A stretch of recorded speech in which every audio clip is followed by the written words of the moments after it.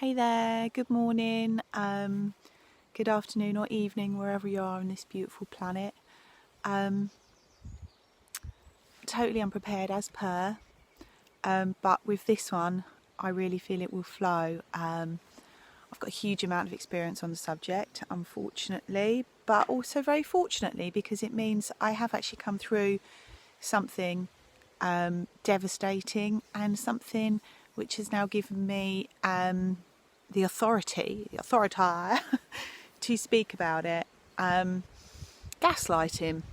And it's a term that is becoming more and more frequent, which is fantastic, as is narcissism, or well, not narcissism, but narcissistic abuse, or people with big narcissistic traits, which is great. I think sometimes it can be thrown around a bit in the incorrect way.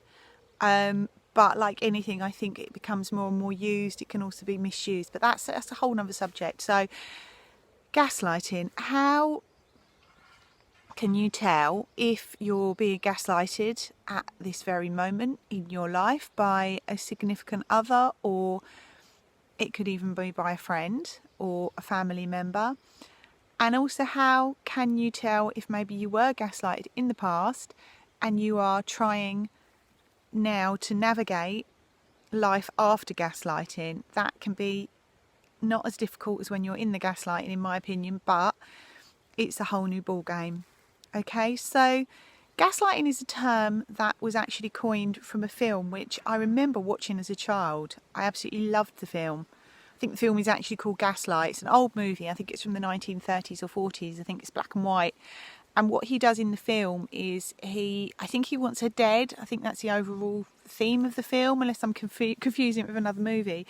But essentially what he does is he convinces her, the husband, convinces the wife that she's going crazy.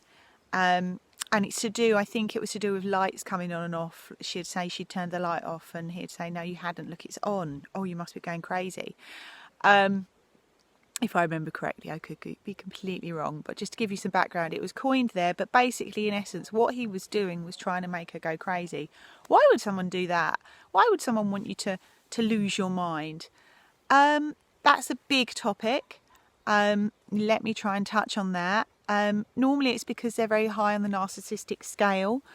If you bear with me, I have actually got one of my famous frappes today.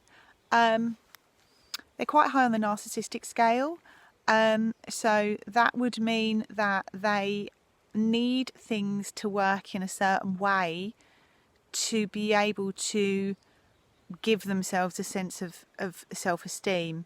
So they have a kind of ultimate plan in their world, in their life, of how they want things to pan out. And when people don't fit into that plan, they have to try and fix those people in order so that they will. So the reason they would convince someone they are going crazy is in order to be able to control them better. Gaslighting can also go on a worldwide scale as well. Interestingly enough, it can be seen anywhere. And I actually feel grateful that I was the victim, and I don't say that word with any issue. I was the victim of gaslighting for 10 years of my life, and then it was a case of having to then recover from the gaslighting, which took years and years. And I would say, I was a victim of gaslighting for 8 years, and then it's been 10 years of recovering from that. And a lot of that took me a long time because there was less resources available for me then. And also from the quantum field as well, the energies were not as strong. Now we've been given the opportunity to be able to progress through our learning very, very quickly. We have much more resources available to us to understand what gaslighting is and if it's happening to you, if it's affected, or if it is affecting you or still affecting you from the past. You also have the universal forces. There's a huge amount of energy going on at the moment, and that energy is going through us, and some of us it's going to be very, very disabling. But for those of us who are open and willing to learn and heal, we can actually use that energy to our advantage, and we can go for our learning very, very quickly, much more quickly than I did. So gaslighting is when somebody tries to convince you that what you're feeling or thinking isn't what you're feeling or thinking. I'll give you an example. And gaslighting comes in stages as well. And in fact, I'm going to add a link, and there's some really good resources for gaslighting. So your first kind of stage of gaslighting will be, okay, you're talking to your boyfriend, for example, and say you'd been out that night and your boyfriend had got cross because he'd seen you talk to another man. And you were literally just talking to the other man. You know that there was no issue. You know that there was no problem. And the conversation would go something like this. Okay, I'm using male and female. My God, it's just my experience. It could be anybody. Females are just as capable of gaslighting someone. So the man would say, Beryl, I saw you flirting with Peter at the party this evening. And then Beryl will be, I wasn't flirting with Peter. I was just talking to Peter. And then the man would say, Beryl, come on now. I know what it's like when you make those eyes. Beryl will again refute it. But no, I was not doing that. I was not making eyes at him. I was just friendly. Come on, Beryl. You know, you were making those eyes. I've seen you do that before. You know, come on. You've made those eyes at me. What are you trying to say? That you weren't flirting with me when we first got together? Beryl, no, I'm not trying to say that. Of course I flirted with you. Gaslighter. Well, there you go then. So then it was the same eyes, was it not? Beryl. Okay, she's in a big state of confusion now. She's been wrapped around a kind of wrapped around.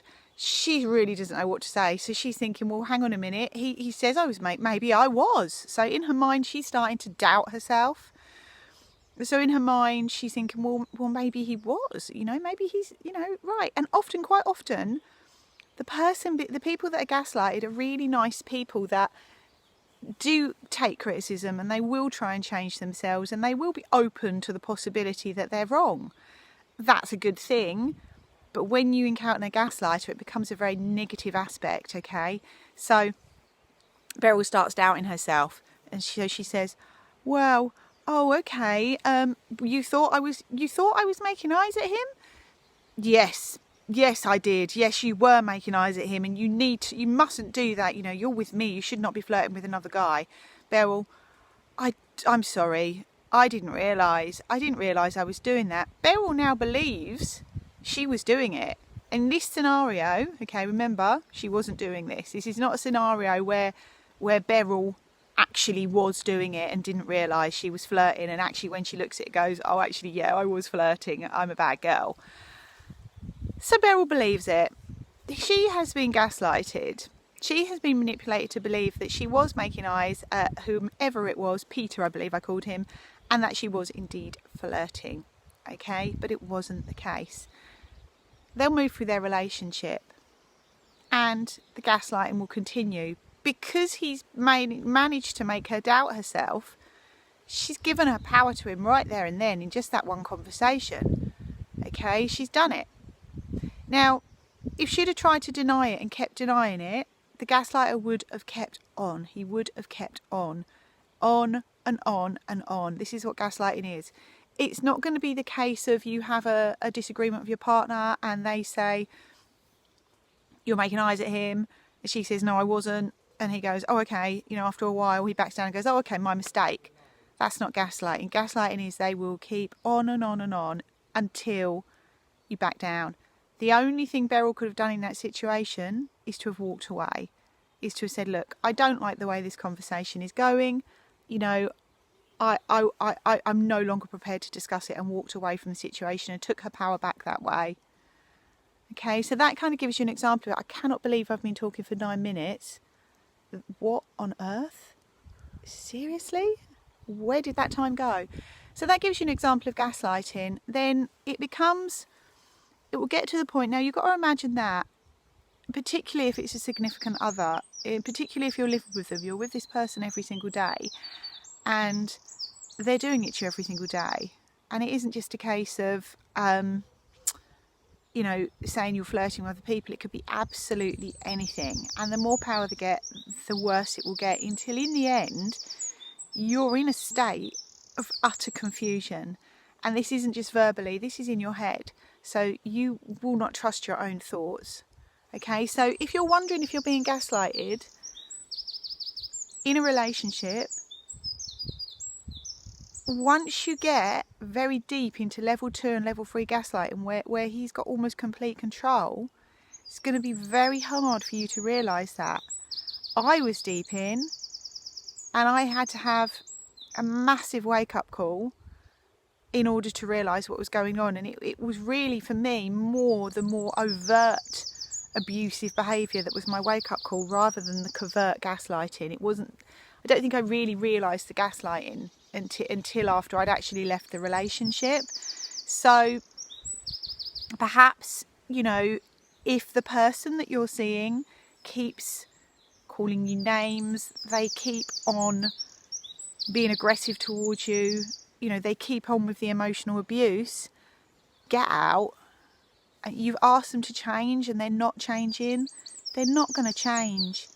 And people can change, yes, but if they're not changing now, and this has been going on for a long time, they're not going to change. You have to get out, and then you're going to have to start recovering from the gaslighting, which will have been going on. The reason people struggle to leave an abusive relationship is because they've been gaslighted so much that they don't believe they can actually get on and exist and be a strong enough person to get on their own, because they're feeling like they're incapable, because they've been made to mistrust even their own thoughts, even their own opinions, and even their own actions. So how can they possibly survive on the outside world without this person? If you're watching this video now and you're thinking, I think this might apply to me, you need to go into your feeling, and you need to feel again. Okay, so you've got to start trying to feel again, and you've got to start trying to trust yourself. So are you feeling good in this relationship? How is that feeling inside you when you ask yourself that question? Do you feel good? Or do you feel like crap?